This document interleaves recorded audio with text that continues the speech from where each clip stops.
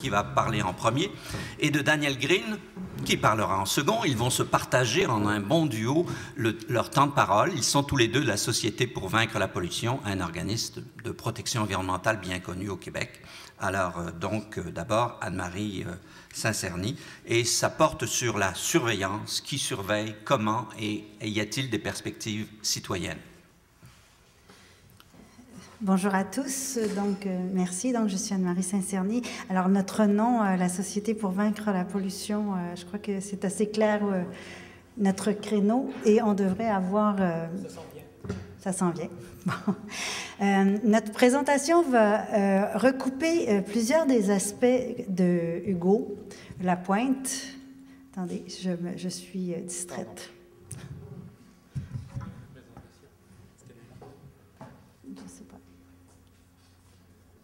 Alors, nous allons recouper certains des aspects parce qu'on parle de contamination et de surveillance environnementale. Mais parlons-en parce que l'environnement, les impacts, c'est l'éléphant blanc dans tout projet minier. Essentiellement, un projet minier, c'est un projet polluant, c'est un projet toxique. Et les impacts, c'est précisément cet éléphant blanc pour deux raisons. Le premier, c'est au niveau des coûts. Si on respecte l'environnement, si on prend soin de ses algues, de ses résidus miniers, de sa contamination d'eau potable pour une compagnie, ce sont des coûts, ce sont des dépenses et c'est une baisse sur les profits. Donc, la contamination est véritablement au cœur même de ce qui fait la rentabilité ou une moins grande rentabilité pour une compagnie. La contamination et la surveillance environnementale, c'est également au cœur de ce qu'on appelle l'acceptabilité sociale. Ça représente une grande partie parce que ce sont des impacts concrets. L'eau potable contaminée ou raréfiée, comme dans le cas de Malartic, les nuages toxiques, les digues d'eau cyanosée qui se brisent et qui se jettent dans les rivières, ce sont des impacts concrets. Et donc, toute la relation avec les communautés se fait autour de la question des impacts environnementaux. Et il est important qu'on en reparle. Alors, qui surveille? Qui nous surveille? Qui surveille les contaminations, les impacts et les coûts reliés à l'État, refilés à l'État, parce que encore là, pour une compagnie, c'est beaucoup plus rentable de refiler les coûts de contamination et de décontamination à l'État. C'est la raison pour laquelle on se retrouve avec 1,5 milliard de passifs à restaurer, si encore on est capable de les restaurer. Donc, je passe la parole à mon collègue toxicologue.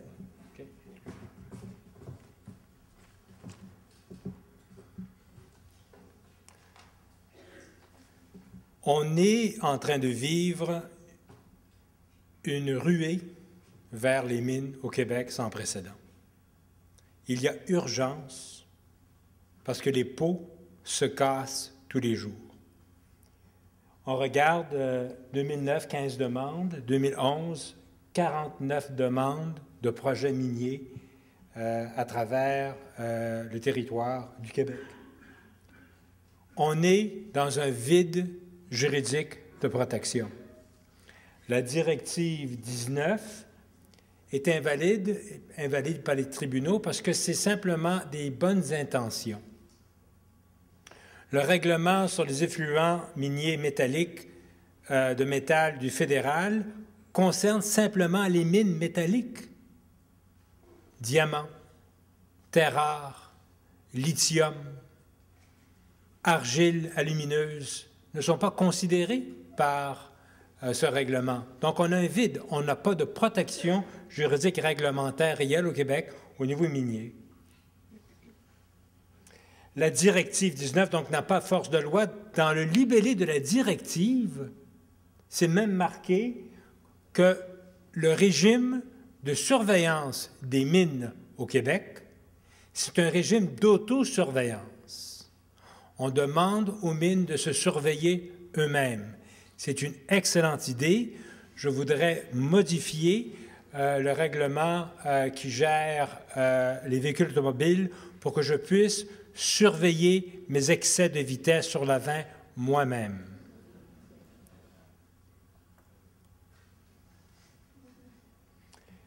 Voici quelques exemples de mines qui risquent de ne pas être considérées par les deux règlements.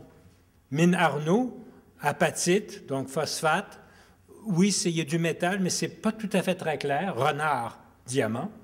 Lithium, Québec lithium. Lithium, Rose, B. James, lithium. Orbite, argile.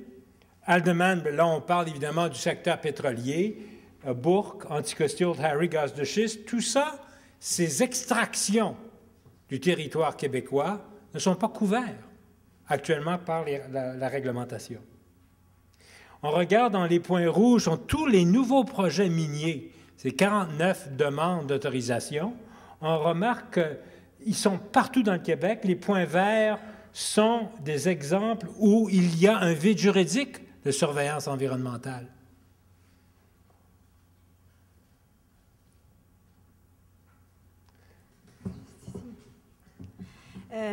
Qui surveille qui? Alors, avec le syndicat, ici, vous avez vu, tantôt, on a parlé de cette annonce du ministre Arcan, de l'ancien ministre Arcan, qui était une bulle, finalement. Mais c'est important, je veux juste revenir là-dessus parce que, donc, le ministre avait annoncé 4,6 millions de dollars pour aider à la surveillance.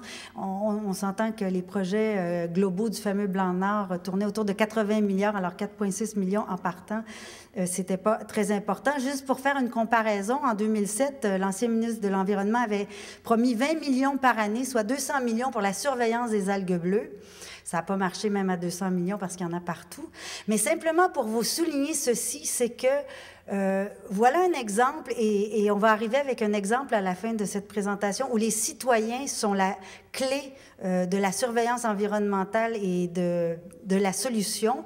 Et voici un exemple où effectivement les citoyens eux-mêmes peuvent voir la vacuité d'une telle annonce et commencer à poser des questions, à se mobiliser et à refuser d'entendre de telles inepties. Alors, c'est simplement un exemple et on continue. Un point aussi important à mentionner, je vous ai mentionné ces projets de mines, lithium, argile alumineuse, etc., diamants. Souvent, c'est des procédés très nouveaux. On parle de mines à ciel ouvert. Il semblerait, je n'étais pas ici ce matin, que quelqu'un a fait un commentaire, que les minières se sont améliorées. Non, ils ne se sont pas améliorés. Les procédés d'extraction minière au Québec, vu qu'on parle de très faible concentration, oblige les minières à bouger des tonnes et des tonnes de terre, nos entrailles du Québec. Ça crée énormément de déchets à cause des faibles teneurs, et tout ceci se retrouve dans les sites miniers, en plus le trou de mine. Le constat que je fais aujourd'hui au Québec, les nouveaux projets miniers sont pires que les projets miniers du passé. De plus, la transformation demandée est peut-être une mauvaise idée. Les procédés de transformation à l'acide sulfurique pour le lithium, à l'acide chlorhydrique pour les terres rares et les argiles alumineuses de la Gaspésie vont créer des zones de risque de contamination environnementale grave pour les populations locales.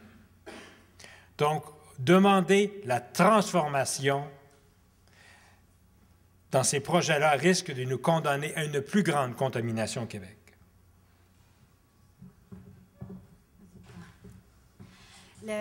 Essentiellement, on l'a dit, notre système est basé sur l'autosurveillance et sur la non-transparence. Alors, il est impossible pour qui que ce soit d'avoir accès au site et de voir. Il n'y a absolument aucune transparence des données réelles. Ce qu'on a, et Mme Gagnon le montrait très clairement, ce qu'on a, c'est des modélisations. Alors, on nous fournit des modélisations, mais pas de données réelles. Conséquemment, on ne peut jamais contre-expertiser via des experts ou des scientifiques ou des universités. On ne peut jamais contre-expertiser des véritables données de contamination. Et ce qu'on va voir maintenant, c'est que la contamination, et on l'a déjà mentionné, se fait dès l'exploration, qui est une partie importante et qui échappe à tout contrôle, même le faible contrôle qu'on a déjà. Un exemple concret. Mine Renard, la première mine de diamants au Québec. C'est la primeur que je vous présente ces données aujourd'hui. Ce que nous avons fait à la Société pour vaincre la pollution, on s'est posé la question, est-ce que la compagnie Sternoway, Mine Renard, a contaminé l'environnement lors de l'exploration? Et une façon de voir la contamination environnementale lors de l'exploration, parce qu'on fait des forages, et il faut utiliser des bouts de forage, donc il y a des déversements. Des déversements dans les cours d'eau de surface. Une façon de voir s'il y a contamination, c'est de regarder les sédiments. Et regarder la teneur de contaminants dans les sédiments. Alors, ce qu'on a fait dans le cas de Renard, et ça, ce n'est pas nos données, c'est les données des données de Sternoway, de la mine elle-même, et d'autres données de bruit de fond. On a comparé le bruit de fond. C'était quoi les teneurs de contamination de nickel et de chrome dans les sédiments de la baie James, au nord du lac Mistassini, avant et après. Et on a remarqué, si vous regardez les traits noirs, je ne sais pas si vous voyez les traits noirs. Est-ce que vous voyez le curseur? Vous voyez le petit trait noir ici? Ça, c'est le bruit de fond naturel de ce secteur-là, très bas. Et les points et les histogrammes, les barres rouges, sont la contamination notée. Ça, c'est des camps d'exploration. Donc, la compagnie Sternoway, lors de ces 3-4 ans d'exploration, a contaminé l'environnement. A contaminé l'environnement avant de commencer l'exploitation et risque d'utiliser dans ses bases de données de fond, de bruit de fond, avant son opération, un environnement qu'elle a déjà contaminé elle-même. Et ça, c'est au niveau de la phase exploratoire. Vous imaginez l'attitude de la compagnie quand elle va ouvrir sa mine complète.